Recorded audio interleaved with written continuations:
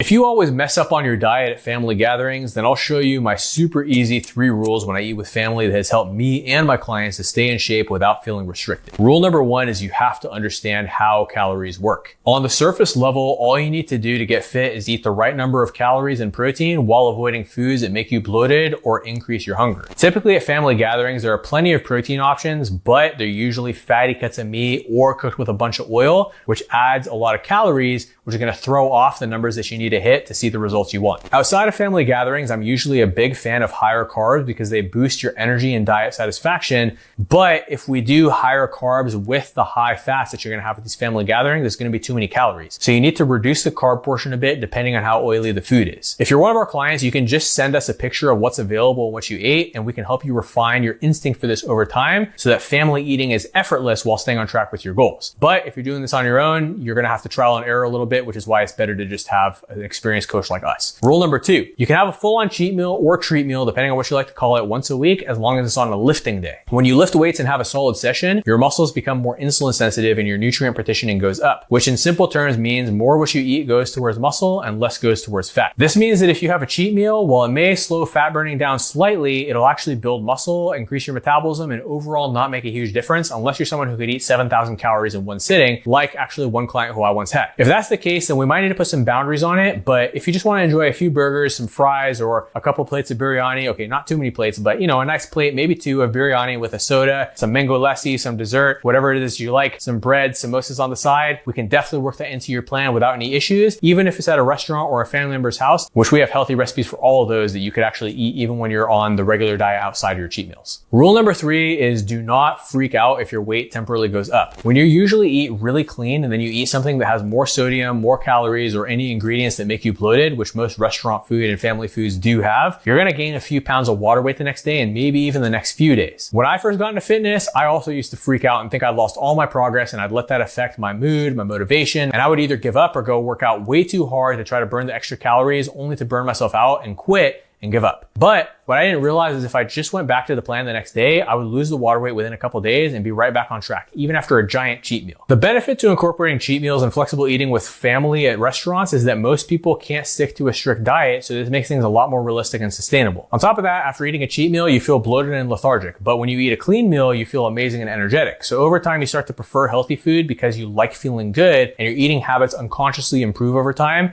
instead of the opposite, which is that most people get resentful of their diet over time if they're on a super strict plan, which causes them to feel jaded, angry, fall off, and quit. We want to avoid all that negativity and get long-term sustainable results while enjoying the process, which is why the right strategy is key. So if you want my personal help with this, just comment coaching below and I'll send you more details and my calendar link so we can book a call and make sure it's a good fit before we move forward, inshallah.